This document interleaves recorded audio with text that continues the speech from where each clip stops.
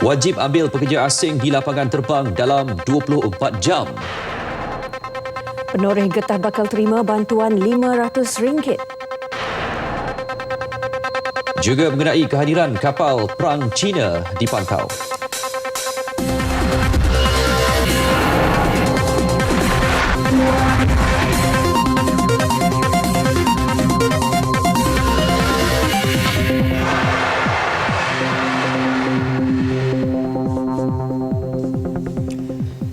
Assalamualaikum dan salam satu Malaysia. Saya Syaril Sarafuddin. Dan saya Hazel Desmond. Berkuat kuasa serta-merta, majikan kini wajib mengambil pekerja asing mereka di semua lapangan terbang dalam negara ini dalam masa 24 jam selepas ketibaan mereka berbanding 72 jam sebelum ini. Kegagalan majikan mematuhi peraturan baru itu akan menyebabkan pekerja asing itu dihantar pulang ke negara asal.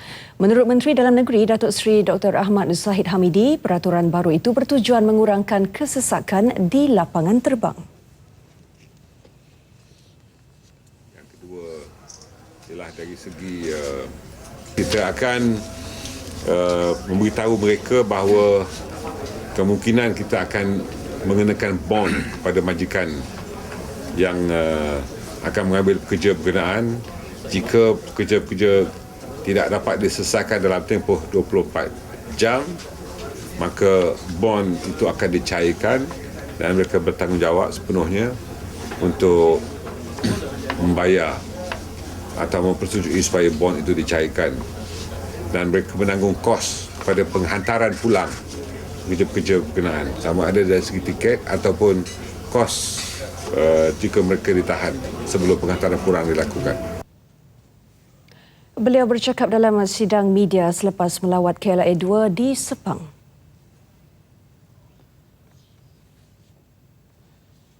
Sementara itu, mengenai KLIA 2, Datuk Seri Dr. Ahmad Zahid berkata memandangkan waktu puncak antara pukul 2 petang hingga 5 petang memberi kekangan kepada proses operasi imigresen di terminal itu, kaunter ketibaan akan ditambah. Ini termasuk menambah anggota polis yang bertugas masa waktu puncak di KLIA 2 itu. Pada masa sama, sistem kawalan imigresen juga akan ditingkatkan. Ini meliputi memasang alat pengimbas pasport yang boleh membaca chip untuk kesahihan pasport dan sistem untuk mengenal wajah.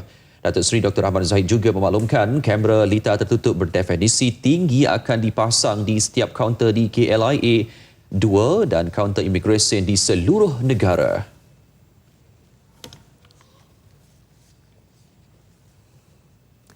Cadangan pengambil alihan Lebuh Raya Utara Selatan Plus oleh syarikat idaman Saga ditolak. Menteri di Jabatan Perdana Menteri Datuk Seri Abdul Wahid Omar berkata cadangan itu telah diteliti dan mendapati bahawa andaian serta maklumat yang dikemukakan oleh syarikat tersebut adalah tidak tepat. Perkara berkenaan dimaklumkan Datuk Seri Abdul Wahid menerusi jawapan bertulis pada persidangan Dewan Rakyat. Syarikat idaman Saga sebelum ini telah mencadangkan agar melaksanakan skim Lebuh Raya Bertol Mesra Rakyat dengan kadar tol ditetapkan berdasarkan kadar yang dikenakan oleh PLAS pada masa kini dikekalkan sehingga tamat konsesi pada 2038. UEM Group Berhad dan Kumpulan Wang Simpanan Pekerja KWSP telah mengambil alih PLAS melalui penstrukturan semula pada 2011 dengan nilai tawaran sebanyak RM23 bilion. Dengan pengambil alihan itu, UEM dan KWSP masing-masing memegang saham sebanyak 51% dan 49%. Hasil pensuturan semula, tiada kenaikan kadar tol dilaksanakan sehingga tahun depan tanpa pampasan oleh pihak kerajaan, dan kenaikan kadar tol bagi tahun 2016 hingga tamat konsesi pada 2038 ditetapkan pada kadar 5% setiap 3 tahun.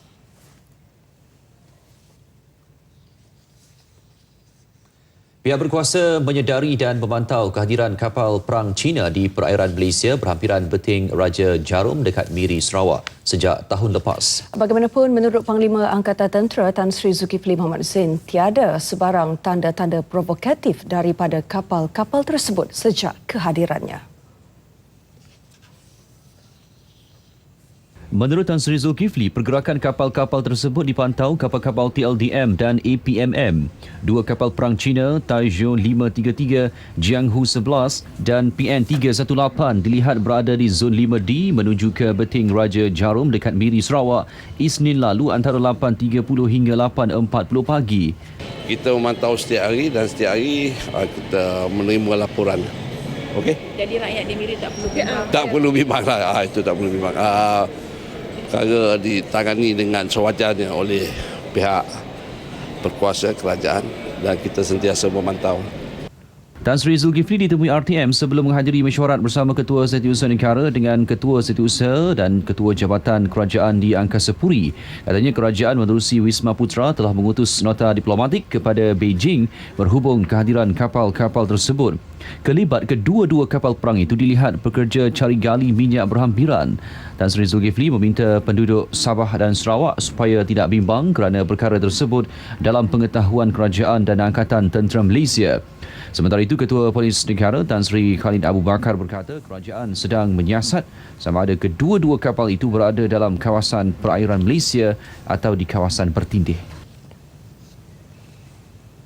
Dalam pada itu, Angkatan Tentera Malaysia ATM sentiasa diletakkan dalam keadaan siap siaga untuk membantu agensi penguatkuasaan lain di kawasan sempadan negara bagi mengekang kegiatan jenayah khususnya melibatkan aktiviti penyeludupan barangan terlarang. Panglima 2 Division Major General Datuk Muhammad Sukri Ahmad menegaskan pihaknya akan terus menjalin kerjasama erat bersama agensi terlibat termasuk mengadakan operasi secara bersepadu. Selain buat latihan bersama, kami juga bertukar-tukar maklumat di antara tentera Malaysia dan juga tentera Thailand. Justru dengan cara ini kita dapat membendunglah dan menentukan keselamatan sempadan sentiasa terjamin. Beliau ditemui pemberita selepas Majlis Perbarisan serah terima tugas Panglima 8 Brigad di Pengkalan Cepa, Kota Baru. Brigadier Jeneral Datuk Azmi Yahya mengambil alih tugas Panglima 8 Brigad daripada Major Jeneral Datuk Muhammad Zaki Hamzah yang bersara wajib. Pasukan khas taktikal perisikan narkotik Sting membongkar sebuah makmal memproses heroin berikutan penahanan seorang lelaki dan merampas 26 kg dadah jenis heroin dirampas dalam operasi di sebuah kawasan perumahan di Sungai 2, Butterworth, Pulau Pinang awal hari ini. Hasil pemeriksaan dalam rumah berkenaan, polis menemui pelbagai serbuk dan ketulan dadah jenis heroin, asas heroin, syabu dan cecair syabu yang dipercayai digunakan untuk menghasilkan heroin. Ketua Polis Negara Tan Sri Khalid Abu Bakar dalam akaun Twitternya mengucapkan tahniah kepada pasukan Sting atas kejayaan membongkar makmal memproses heroin itu. Pengarah Jabatan Narkotik Bukit Aman Datuk Seri Nur Rashid Ibrahim dijadual mengadakan sidang akhbar mengenai pembongkaran makmal dadah itu di Ibu Pejabat Polis Kontijen Pulau Pinang pada 11 pagi esok.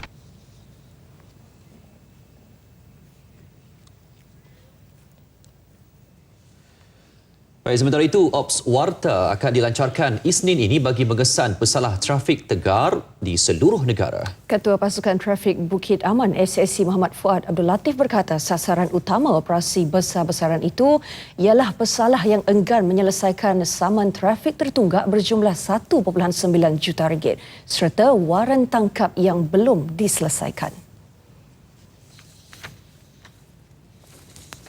Perkara tersebut dimaklumkan SSC Muhammad Fuad melalui Facebook PDRM. Operasi kali ini juga katanya memberi tumpuan kepada nombor plet kenderaan yang tidak mengikut undang-undang menggunakan lampu mata arah beacon light tanpa kelulusan Jabatan Pengangkutan Jalan. Bagaimanapun beliau berkata operasi tidak akan membabitkan cermin gelap. Operasi cermin gelap ditangguh sementara menunggu keputusan kajian semula peraturan oleh Kementerian Pengangkutan.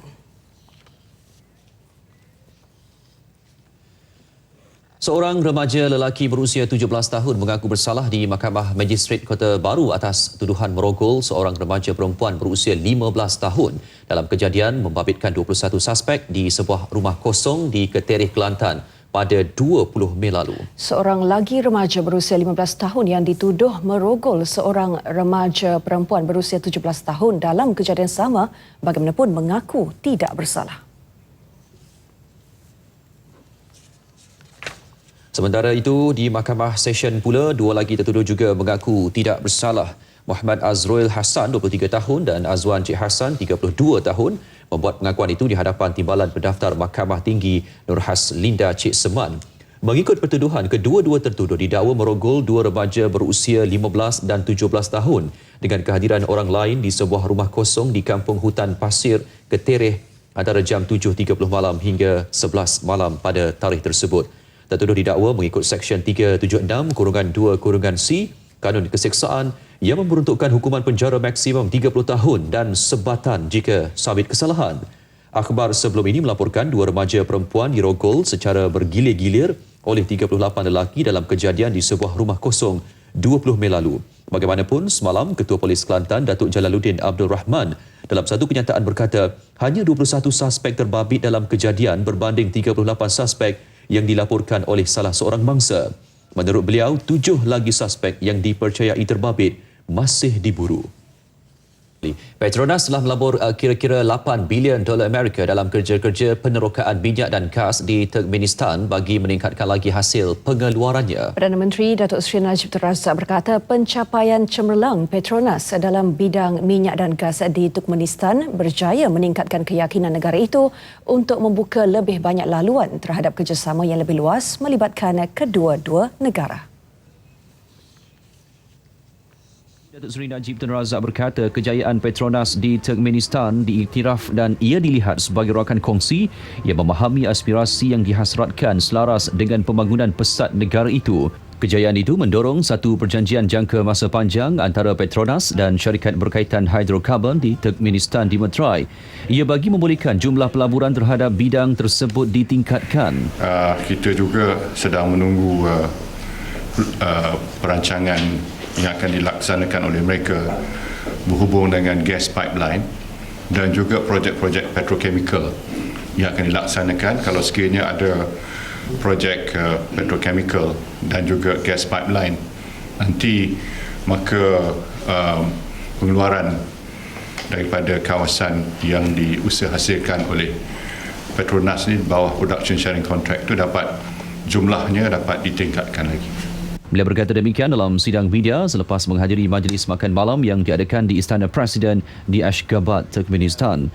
Malah atas keyakinan itu juga, Presiden Turkmenistan Gurbanguly Berdimuhamedov mahu supaya Petronas mengadakan latihan bagi melahirkan lebih ramai warga Turkmenistan yang berpengalaman untuk mengendalikan sektor minyak dan gas.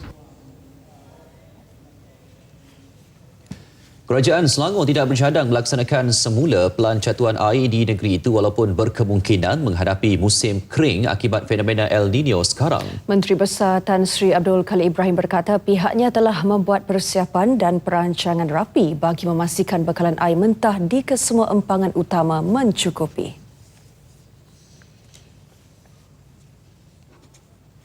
Kita boleh menghadapi musim kering kesan daripada fenomena El Nino dan setakat ini kita tak ada rancangan untuk membuat satu-satuan semula. Tak ada.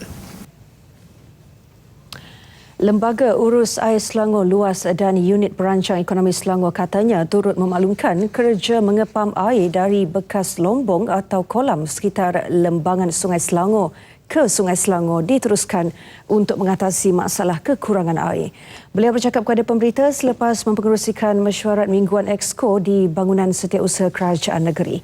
Beliau berkata terdapat 20 pam di 9 buah kolam bekas lombong yang mampu mengepam jumlah air mentah sebanyak 800 juta liter sehari untuk menampung pengeluaran air mentah dari sungai tinggi dan Sungai Selangor.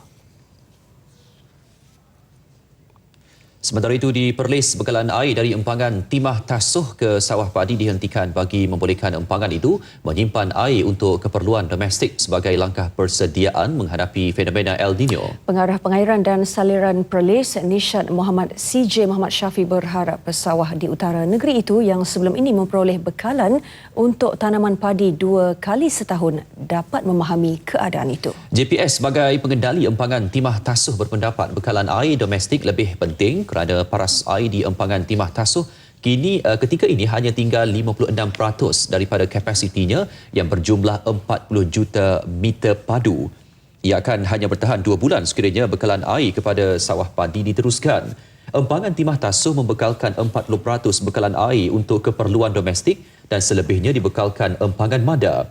Selain itu, JPS Perlis akan mengemukakan pelan kecepasan kepada kerajaan negeri untuk mengaturkan kerjasama empangan Timah Tasuh dengan empangan Pedu bagi menghadapi El Nino. Sementara itu, Pengarah Pertubuhan Peladang Kawasan Perlis, Syaidan Nordin berkata, langkah GPS itu akan menjejaskan musim kedua tanaman padi yang dijangka bermula September ini. Ketika langkah yang sama diambil empangan Timah Tasuh semasa musim kemarau April lalu, kira-kira 7,500 hektar padi milik 10,000 pesawah telah terjejas. Ke arah merayatkan perkhidmatan awam, Ketua Setiausaha Negara KSN Tan Sri Dr. Ali Hamzah komited meneruskan program turun padang di setiap kementerian. Ia bagi membolehkan pihak pengurusan tertinggi bersemuka secara langsung dengan penjawat awam untuk membolehkan setiap permasalahan diteliti di peringkat akar umbi. Tan Sri Dr. Ali berkata tumpuan akan diberikan kepada semua jabatan terutama jabatan tertutup. Maklum balas yang diterima akan dibincangkan bersama-sama Ketua Pengarah Perkhidmatan Awam dan Ketua Setiausaha Perbendaharaan. Jabatan-jabatan yang tertutup yang saya rasa saya perlu jumpa mereka dan dapatkan maklum balas. Dan daripada setiap maklum balas yang kita dapat ni, saya akan bincang di peringkat mesyuarat bersama-sama Ketua Pengarah Perkhidmatan Awam dan juga Ketua Setiausaha Perbendaharaan, di mana kami akan cuba mencari penyelesaian. Sementara itu, program turun padang yang dilaksanakan ini mendapat reaksi baik Ketua-Ketua Perkhidmatan. Ini juga satu program yang baik dari masa ke semasa KSN turun padang, KPPA dan saya juga turun padang melihat sendiri projek-projek pelaksanaan dari segi kemajuan dan juga kelewatan dan sebagainya. Kalau kelewatan, apakah sebab-sebabnya, bagaimana nak mengatasi kelewatan tersebut. Jadi pada keseluruhannya bagi tahun ini pelaksanaan projek-projek kerajaan ada di tahap yang baik. Ya, ini sangat penting sebab itulah mesyuarat kita hari ini di Angkasa Puri. Sekurang-kurangnya kami tahu Angkasa Puri, tahu warganya yang ceria, keadaan yang sungguh berlainan dengan kementerian yang di mana kita bekerja. Jadi kalaulah dalam kesempatan yang lain kita pergi ke kementerian lain dan sekurang-kurangnya kita dapat tahu. Ini satu langkah yang baik yang telah diperkenalkan oleh Tan Sri untuk meraihkan perkhidmatan awam. Sebelum RTM ni banyak kementerian yang telah dilawati oleh Yang Berhormat Tan Sri bersekali dengan mesyuarat. Sebelum ni kita ada di peringkat JAKIM, di peringkat JPM pun Tan Sri beramal mesra dan turun padang bersama pegawai di peringkat kumpulan sokongan, daripada peringkat kumpulan sokongan sampai ke peringkat tertinggi. Dan Yang Berhormat Tan Sri juga akan menumpukan pada pejawatan-pejawatan yang close service yang ni nak diberi tumpuan supaya mereka ni faham. Baik, dalam hal itu penyelesaian terbaik akan dilakukan untuk kemajuan kerjaya di Jabatan Penyiaran. Kaedah kenaikan pangkat juga akan dikaji secara menyeluruh. Tan Sri Dr. Ali berkata semua skim yang terdapat di dalamnya akan diseimbangkan dan dinilai kembali sebelum dilaksanakan. InsyaAllah saya bersama-sama dengan JPA dan Kementerian Kewangan akan berusaha untuk mencari penyelesaian yang terbaik sekali untuk semua warga Jabatan Penyiaran, khususnya yang berkaitan dengan peluang-peluang kenaikan pangkat di jabatan ini yang merupakan satu jabatan tertutup. Beliau ditemui selepas sesi Town Hall bersama warga Jabatan Penyiaran di Auditorium Perdana Angkasa Puri. Hadir bersama Ketua Pengarah Perkhidmatan Awam Tan Sri Muhammad Zabidi Zainal, dan sesi Town Hall ini dikendalikan oleh Pengarah Berita Ewal Semasa RTM Wan Bukhari Wan Daud sebagai moderator. Sebelum itu, Tan Sri Dr. Ali Hamzah mempengerusikan mesyuarat Ketua Setiausaha Kementerian dan Ketua Perkhidmatan Bilangan 6 2014. Antara lain, ia membincangkan tahap pelaksanaan semua projek kerajaan dan kemajuan yang dicapai.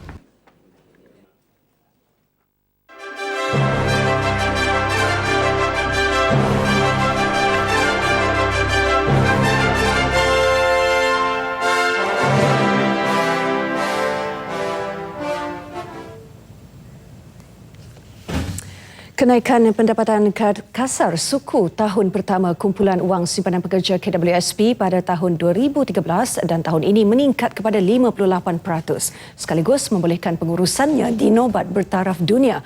Kenaikan itu secara keseluruhan melibatkan pecahan pelaburan serta pecahan domestik dan antarabangsa, meliputi pelaburan equity, bond, hartanah dan tukaran saham. Pengerusi Jawatankuasa Kira-kira Wang Negara PAC, Datuk Nur Jazlan Mohamad, berpuas hati dengan pencapaian cemerlang dalam pelaburan dan pengurusan yang dicapai KWSP. Amat profesional. Pengurusan EPF memang mengamalkan tahap corporate governance yang tinggi dan rakyat tidak perlu ragulah mengenai keadaan kewangan EPF juga yang betul-betul mantap, yang sebenarnya melebihi daripada piawaian yang diletakkan oleh banyak negara-negara, fund yang lain yang seperti EPF yang diamalkan di dunia. Jadi pada hari ini juga PAC amat berpuas hati dengan penjelasan yang diberikan oleh EPF.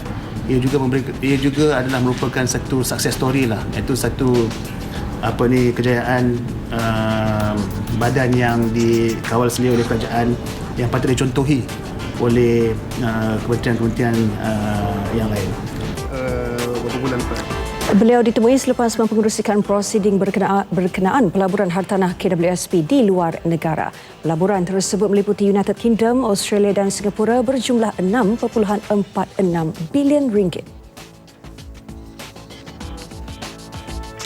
Penoreh getah di seluruh negara bakal nikmati bantuan RM500 seperti yang pernah diberikan kepada pekebun kecil komoditi itu sebelum ini. Pengumuman mengenainya dibuat Menteri Perusahaan Peladangan dan Komoditi Datuk Seri Douglas Unggah Embas di Dewan Rakyat hari ini. Jelas beliau, bantuan tersebut bagi meringankan beban ditanggung penoreh getah yang turut terjejas dengan kejatuhan harga komoditi itu di pasaran. Beliau bagaimanapun tidak menyatakan berapakah jumlah keseluruhan bantuan yang diperuntukkan dan bila ia akan diagihkan. 4 Jun lepas, kerajaan mengumumkan seramai 260,000 pekebun kecil getah seluruh negara tahun ini yang terjejas pendapatan mereka ekoran kejatuhan harga getah diberi bantuan sara hidup pekebun kecil SHPK RM500 seorang secara sekali bayar. Maka kita telah pun akan mencadangkan kepada kerajaan untuk membenarkan Lembaga Getah Malaysia untuk menentukan diskaun supaya dia dapat menentukan harga di ladang. Caranya adalah untuk memberi kuasa kepada membantu koperasi supaya koperasi dapat membeli getah ini dari ahli-ahli mereka dan dapat menjual getah ini terus kepada kilang.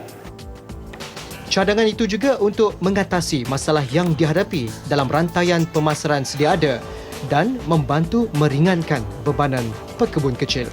Selain itu, ia juga akan mengelakkan kewujudan pelbagai eksploitasi daripada orang tengah dalam rantaian pemasaran.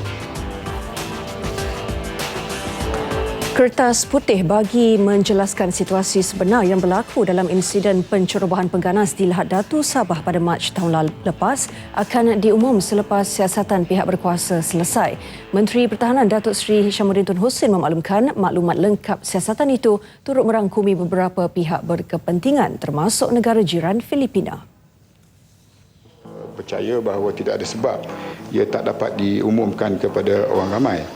Dan ini saya percaya memerlukan semua pihak, bukan saja pihak Filipin tetapi negara-negara jiran yang lain bekerjasama dan melihat ancaman dunia yang tanpa sepadan hari ini sebagai satu ancaman baru yang akan menuntut kita melihat semula cara bagaimana kita dapat pastikan keselamatan dan peranan ketenteraan dalam dunia yang tanpa sepadan hari ini. Penjelasan itu menjawab soalan tambahan Wakil PKR Batu, Kian Chua, mengenai perkembangan terkini kertas putih berhubung insiden pencerobohan di Lahad Datu. Pada 3 Mac tahun lepas, beberapa wakil pembangkang menggesa kerajaan supaya memanggil sidang khas parlimen dan mengeluarkan kertas putih. Tujuannya agar kerajaan memberi penjelasan berhubung insiden pertempuran Pasukan Keselamatan Malaysia dan penceroboh di kawasan pantai timur Sabah itu. Sementara itu, Datuk Seri Syamudin menjelaskan pendekatan kawalan keselamatan bagi kawasan keselamatan khas Pantai Timur Sabah Eskom dan Zon Selamat Timur Sabah Eszon perlu diteliti semula. Tugasnya, Eskom dan Eszon bukan diformasikan untuk menangani ancaman bersifat jenayah seperti penyeludupan, pemerdagangan orang dan penculikan. Pelantikan semula pesara kerajaan sebagai pegawai kontrak perkhidmatan awam Persekutuan dan Badan Berkanun tidak menjejaskan kenaikan pangkat penjawat awam sedia ada.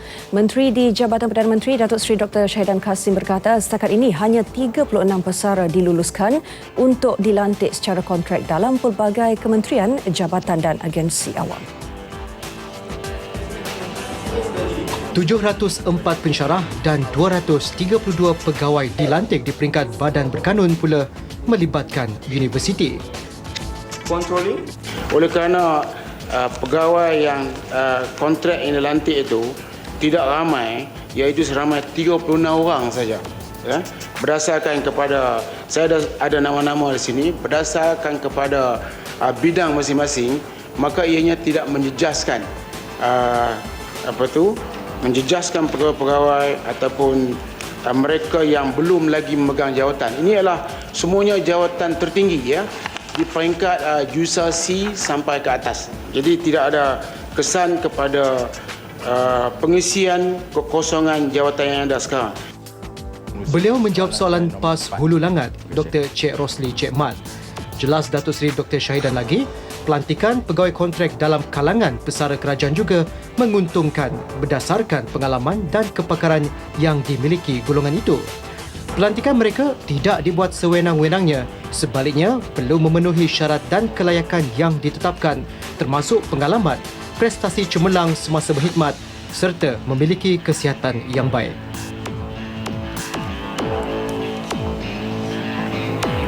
Rang Undang-Undang Perbekalan Tambahan 2014 diluluskan. Ketika penggulungannya, Timbalan Menteri Kewangan Datuk Ahmad Maslan menegaskan peruntukan tambahan berjumlah 4.6 bilion ringgit tidak akan meningkatkan sasaran kadar defisit negara iaitu 3.5% bagi 2014. Ia sekaligus menepis dakwaan pembangkang sebelum ini.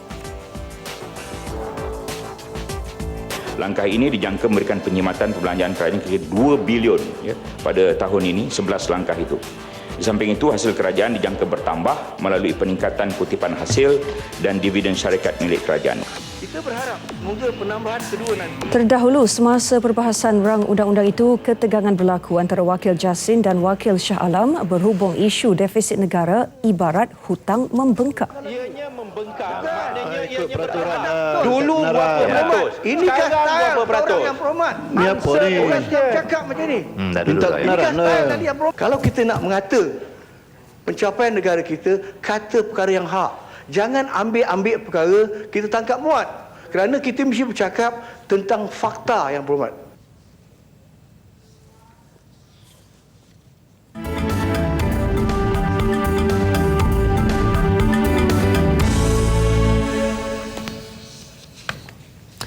Syarikat TH Heavy Engineering Berhad memperuntukkan perbelanjaan modal capex sebanyak 90 juta ringgit bagi operasi limbungan tahun ini. 230 juta hingga 250 juta dolar Amerika pula diperuntukkan bagi capex segmen penyimpanan, pengeluaran terapung dan pemunggahan FSPO. Menurut pengerusi TH Heavy Engineering Dato' Azizan Abdul Rahman, syarikatnya akan membiayai capex tersebut dengan meraih dana daripada pasaran modal.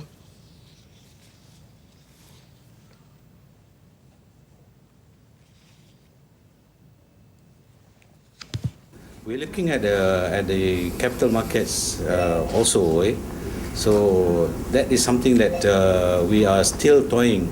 What are the best capital raising exercise and the route that we want to undertake? Of course, there will be options to go to the shareholders and also tap from the other financial markets.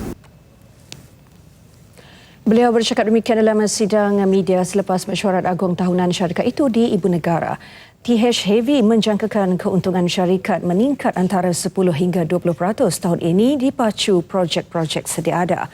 Tahun lalu keuntungan syarikat itu jatuh kepada 1.6 juta ringgit berbanding 24.2 juta ringgit yang dicatatkan pada 2012. MSM Malaysia Holdings Berhad kini agresif mengatur strategi mengukuhkan kedudukan kewangan syarikat dengan memberi tumpuan kepada langkah mengoptimumkan kos. Pemansuhan subsidi gula oleh kerajaan dan kebenaran mengimport gula halus pada duty sifar bagi syarikat tempatan lain telah menjejaskan jumlah jualan tempatan MSM. Presiden dan Ketua Pegawai Eksekutif Kumpulan Datuk Dr. Sheikh Awab Sheikh Abod berkata, antara strategi yang dirancang termasuk mempergiat aktiviti huluran dan hiliran selain meningkatkan usaha dengan menyasarkan industri runcit serta hospitaliti dan mengekalkan kedudukan MSM dalam sektor isi rumah.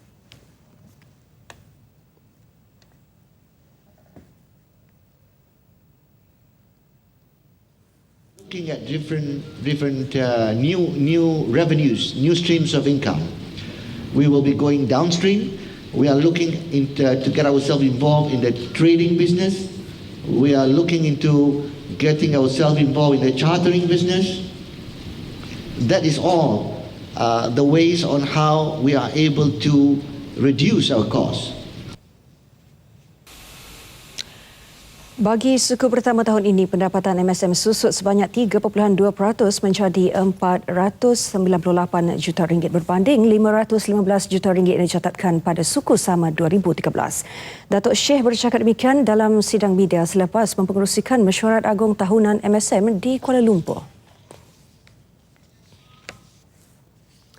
Celcom Axiata Berhad mencatatkan penyusutan pendapatan sebanyak 3.6% menjadi 1.91 bilion ringgit pada suku pertama tahun kewangan 2014.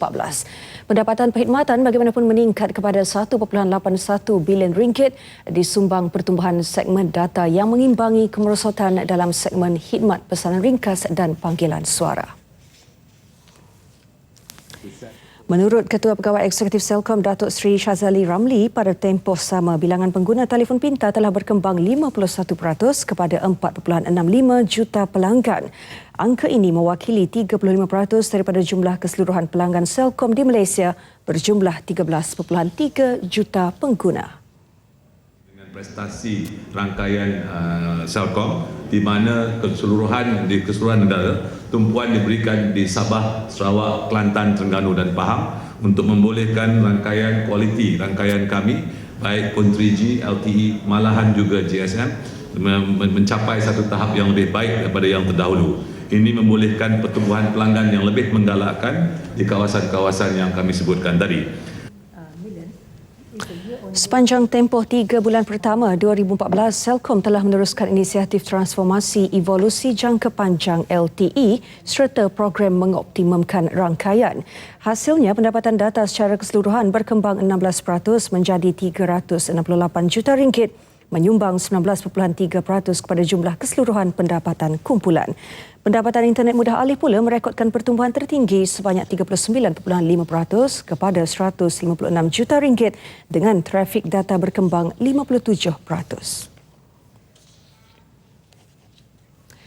Ikonpal Holdings Berhad mengunjur untuk meraih dana sebanyak 48.6 juta ringgit melalui tawaran awal permulaan IPO di Bursa Malaysia pada penghujung Jun ini. Pengarah eksekutifnya Raymond Pang berkata, Ikonpal merancang menggunakan 14.58 juta ringgit daripada IPO itu bagi membeli mesin dan peralatan perkhidmatan cerucuk dan asas. Baki 18.16 juta ringgit akan digunakan untuk modal kerja, manakala 12.15 juta ringgit dan 3.71 juta ringgit akan digunakan masing-masing untuk membayar balik pinjaman bank serta menampung kos perbelanjaan penyenaraian. Raymond Pang berkata fokus syarikat kini mahu mengekalkan penguasaan pasaran yang mencecah 13%. Yes, we are staying focused in Malaysia. We believe Malaysia have a lot of room for improvements and there's a lot of opportunities. Again, overseas expansion is depending, but not our current focus. Our current focus is to maintain our market share. Beliau bercakap demikian selepas melancarkan prospektus IPO Ikonpal di Ibu Negara. Ikonpal terlibat dalam pelbagai projek cerucuk dan asas di Malaysia, terutamanya di kawasan Lembah Kelang, Pulau Pinang, Johor, Pahang, Sabah dan Sarawak. Syarikat itu akan menerbitkan 90 juta saham biasa baharu dan tawaran jualan 55 juta saham vendor pada 54 sen sesaham. Ia juga akan memperuntukkan 47.5 juta saham untuk tawaran persendirian.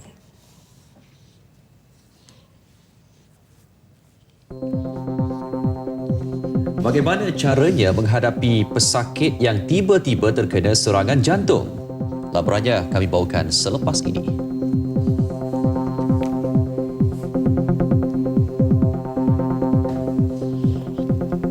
Kempen basmi gelandangan dan pengemis akan dilaksana awal Julai ini untuk mengatasi lampakan golongan tersebut di sekitar ibu negara. Kementerian Pembangunan Wanita, Keluarga dan Masyarakat serius menanganinya dan penguatkuasaan akan dibuat dengan kerjasama jabatan dan agensi terlibat.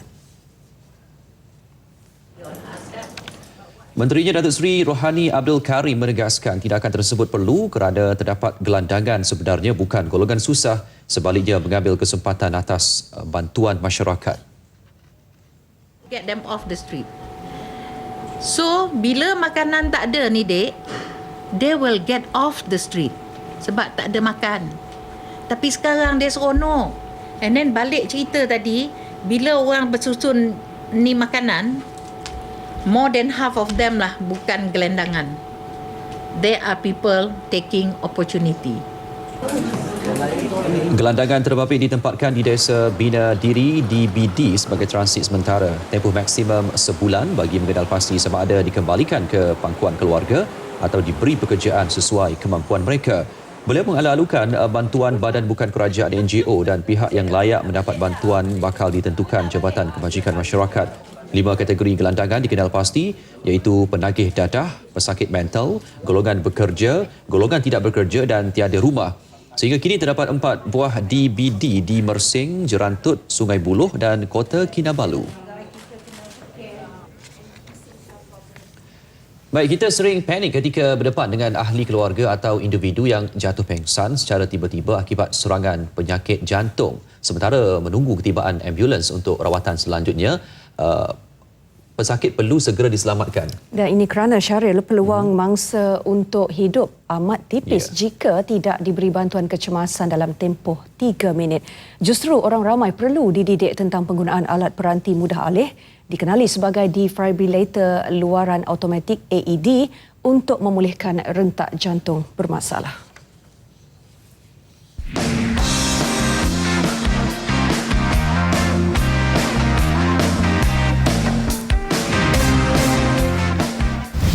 Penyakit jantung kini tidak boleh lagi dikaitkan sebagai penyakit orang tua. Serangan jantung boleh berlaku pada semua peringkat umur. Di Malaysia, penyakit kardiovaskular menyumbang 30% kepada jumlah kematian. Pakar dermatologi Hospital Pantai, Dr. Stephen Chow berkata, sebarang kelewatan dalam menangani masalah ini boleh mengakibatkan kematian mengejut. Individu yang jatuh pengsan akibat serangan jantung perlu diberi rawatan kecemasan dalam tempoh tidak melebihi 3 minit. Sekiranya terlewat, denyutan jantung akan terhenti. Justru langkah terbaik membantu pesakit terbabit menerusi kaedah CPR dengan menggunakan alat AED. Jantung ini tidak berfungsi lagi. Dia tidak akan pam darah ke kotak atau mana-mana organ yang penting. Okay? So, bila letak pad kiri dan pad kanan, okay, pada masa yang akan ditentukan oleh mesin itu, kita panggil itu shockable system, dia akan teruskan melarikan satu aliran elektrik dari kiri ke kanan, macam resetting itu komputer, okay, dan aliran elektrik ini akan memulihkan lagi ritma itu jantung. Dan dia akan macam biasa juga. Kalau kita dapat pulihkan function jantung itu dalam masa 3 minit ini, tu chances dia nak survive akan meningkat tinggi lepas 70%. Dahulu hanya pengamal perubatan mengguna peralatan ini untuk membantu pesakit jantung. Dalam usaha menyelamatkan nyawa, Citizens Action in Response to Emergencies (CARE) bertindak mendidik masyarakat berkaitan penggunaan AED. Mudah dibawa ke mana-mana, penggunaan alat ini boleh dilakukan sesiapa sahaja. AED sekarang semua automated. Ya, macam satu kotak you buka, Bukan saja instructions boleh dibaca, instruction juga diberitahu kepada you oleh mesin itu. Sila buka kotak, ambil pad, buka ni pad, letak mana, lepas itu jangan sentuh patient, okay, tepikan dan mesin akan teruskan kerjanya sendiri. Dan masa sekarang AED senang didapati di market. Okay. Ada yang saiz kecil macam satu kotak, okay, dan boleh disimpan di mana-mana tempat. Tiap-tiap tahun kita ada menggantikan kursus lebih kurang 3 bulan sekali, okay, dengan penuntut college. Setakat ini, CARE telah mendidik 1,000 petugas dalam perkhidmatan perubatan cara melakukan CPR dan AED.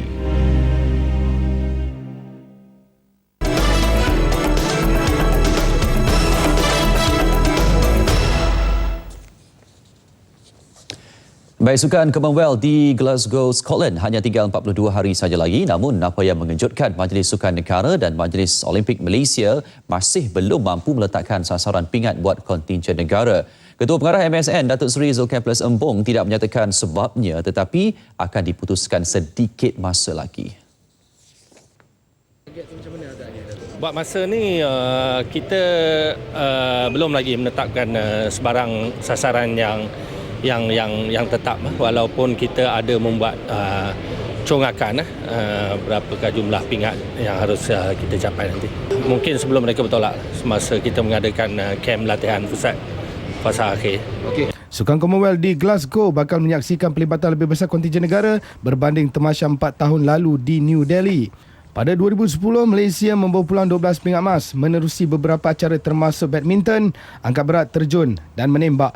Zulkifli ditemui pada majlis mengira detik 100 hari Sukan Asia Incheon, Korea di Wisma OCM, Kuala Lumpur. Turut hadir Presiden Majlis Olimpik Malaysia Tunku Tan Sri Imran Tuanku Jaafar serta Duta Besar Korea Selatan Cho Byung-jae. Baik, kehangatan Piala Dunia semakin dirasakan. Sehari menjelang sepak mula Piala Dunia, RTM melancarkan One Day to World Cup 2014 yang disempurnakan Ketua Setiausaha Negara Tan Sri Dr. Ali Hamzah di Angkasa Puri. Ia disiarkan secara langsung menerusi rancangan Selamat Pagi Satu Malaysia pagi tadi. Tan Sri Dr. Ali Hamzah diiringi Ketua Setiausaha Kementerian Komunikasi dan Multimedia Datuk Sri Abdul Rahim Muhammad Razi. One Day to World Cup adalah bagi mempromosikan RTM sebagai penyiar Piala Dunia. RTM selaku penyiar berlesen bakal membawakan kepada penonton 24 perlawanan secara langsung sepanjang 1 bulan kejohanan di Brazil itu bermula awal pagi Jumaat ini. Tan Sri Dr. Ali Hamzah kemudiannya menghadiri mesyuarat Ketua Setiausaha Kementerian dan Ketua Perkhidmatan bilangan 6 tahun 2014 di Angkasa Puri. Selepas itu, satu sesi beramah mesra bersama Tan Sri Dr. Ali Hamzah dan warga Jabatan Penyiaran turut diadakan.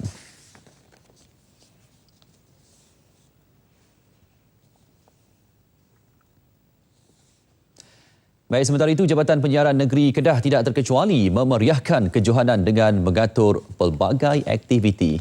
Antaranya program Rio at Kedah FM dan konsert Mahabbah sempena Rio to Malaysia yang akan diadakan pada 13 dan 14 Jun ini bertempat di Kompleks Penerangan dan Penyiaran Sultan Abdul Halim, Jalan Kuala Kedah.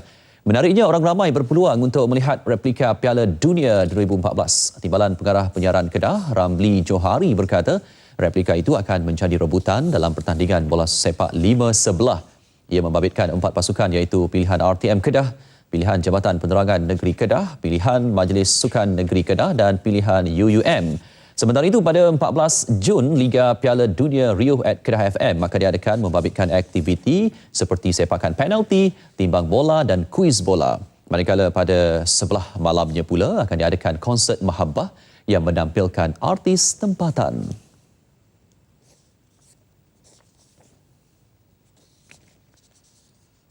Semua ini percuma.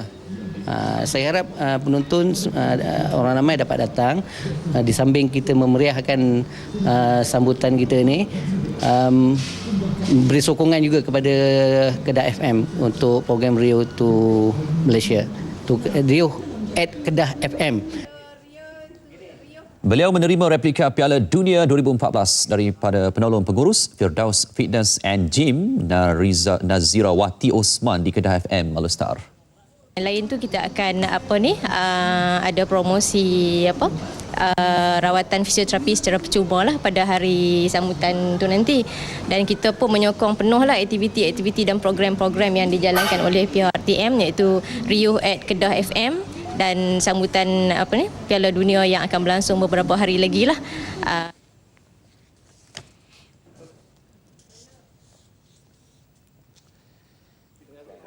Dalam pada itu, Kementerian Belia dan Sukan turut memeriahkan Piala Dunia kali ini dengan menganjurkan Fiesta Brazil 2014.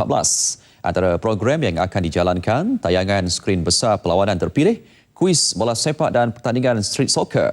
Program ini akan bermula Jumaat ini dengan tayangan skrin besar perlawanan pembuka tirai antara Brazil dengan Croatia di semua negeri.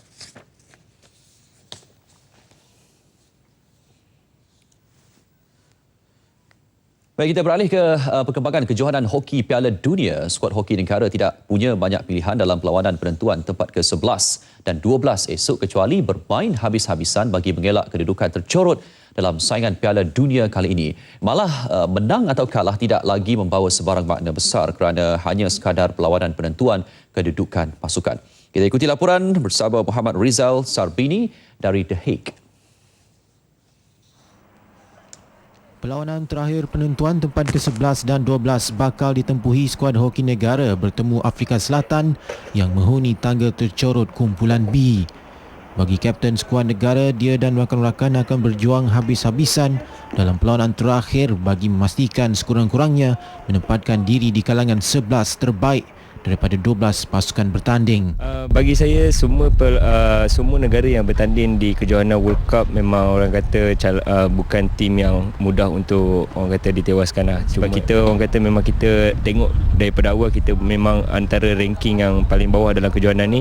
Cuma kita kena tengok daripada bawah, kita cuba perbaiki di mana kita punya tim yang sebenarnya. Jadi kita orang kata kena kerja keras untuk orang kata mencipta kemenangan dengan mereka. Malaysia akan bertemu Afrika Selatan pada jam 1.30 petang waktu tempatan atau 7.30 petang waktu Malaysia. Hanya Hafifi Hafiz Hanafi mengalami kecederaan, sementara lain-lain pemain bersedia untuk beraksi petang esok. Sementara itu, latihan skuad hoki negara yang dikendalikan Ketua Jurulatihnya Muhammad Dharma Rasha Abdullah berjalan lancar mengikut jadual. Malah beberapa strategi diatur Dharma menjelang perlawanan esok, antaranya menerapkan latihan khusus untuk pukulan sudut penalti yang gagal berfungsi dengan baik beberapa perlawanan lalu. Tadi kita berlatih persiapan untuk besok punya game. Kita cuba perbaiki kita punya kelemahan-kelemahan dari segi gol yang kita lepas. Kita pun lagi berlatih beberapa set piece untuk pukulan sudut penalti yang kita akan guna untuk game besok. Laporan Muhammad Rizal Sarbini dari Den Haag, Belanda untuk Berita Nasional TV1. Baik, kegagalan skuad hoki negara mengutip sebarang mata pada kejohanan hoki Piala Dunia jelas mengecewakan peminat sukan tanah air. Menteri Belia dan Sukan Khairi Jamaluddin menyifatkan ianya merupakan satu tragedi kepada sukan hoki Malaysia. Kegagalan skuad kendalian Dharma Raj Abdullah dalam kempen Piala Dunia kali ini perlu dipandang serius semua pihak terlibat. Khairi yang kecewa dengan prestasi hambar pemain negara tidak mahu membuat kesimpulan awal, sebaliknya menunggu laporan lengkap dari Konfederasi Hoki Malaysia KHM. Saya tak nak bagi rumusan hanya berdasarkan kepada keputusan. Saya nak tahu penjelasan daripada jurulatih, daripada pegawai, daripada konfederasi sendiri. Kenapa kita tak berjaya meraih satu mata pun di Piala Dunia baru-baru ini. Biarpun beberapa isu kejurulatihan dibangkitkan, Khairi menjelaskan segalanya perlu diteliti sebelum keputusan dibuat. Of course, there were serious issues with the coaching, with revs and everything, and that disrupted things somewhat. But they were doing quite well before. Maybe it's the exposure, teams like Belgium, we don't play them often and suddenly we come across Belgium and we lose to them, so maybe the exposure has to change. I don't know. We have to look into it deeper. Kekalahan tersebut adalah pengajaran besar buat skuad hoki negara dan perlu diperbaiki sebelum layak beraksi di Olimpik Rio 2016. Baik, seterusnya kita beralih ke kejohanan rugby antarabangsa 7-11 di Raja Negeri Sembilan. Memasuki edisi ke-16, sebanyak 10 pasukan mengesahkan penyertaan bagi merebut kategori utama Liga Super.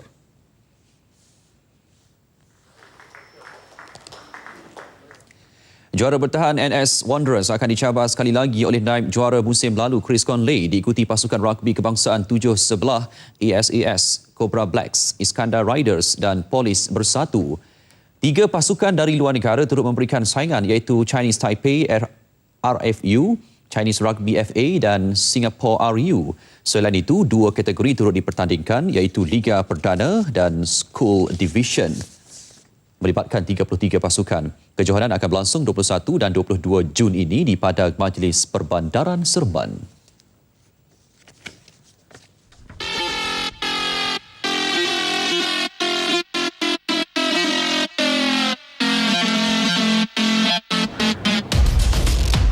Menonton program kegemaran anda pada bila-bila masa dan di mana jua bukan lagi masalah.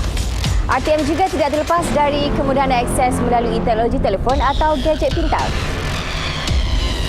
Anda bolehlah memuat turun aplikasi RTM Mobile dan seterusnya menonton TV1, TV2, TVI, Music Active, MyClick dan juga saluran-saluran radio RTM. Selain paparan aplikasi yang menarik dan mesra pengguna, ia juga memudahkan pengurusan tentatif anda sebagai pemberitahu waktu rancangan-rancangan pilihan TV dan radio anda.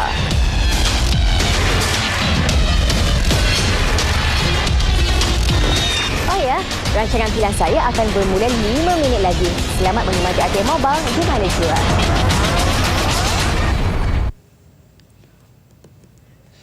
Baik, tumpuan peminat-peminat sukan dunia sudah pastinya mula terarah ke Brazil yang akan menjadi tuan rumah Piala Dunia FIFA bermula awal pagi Jumaat nanti, dan kesemua 32 pasukan telah pun tiba di Brazil, dan juga Hazel ada yang telah memulakan latihan. Tidak kurang juga penyokong-penyokong negara bertanding mula memeriahkan suasana di Rio de Janeiro. Dan pastinya mungkin kita boleh paparkan visual menjelang sepak mula Piala Dunia bagi mengakhiri pertemuan kita di Berita Nasional malam ini. Baik, dengan itu, Assalamualaikum. Dan salam satu Malaysia.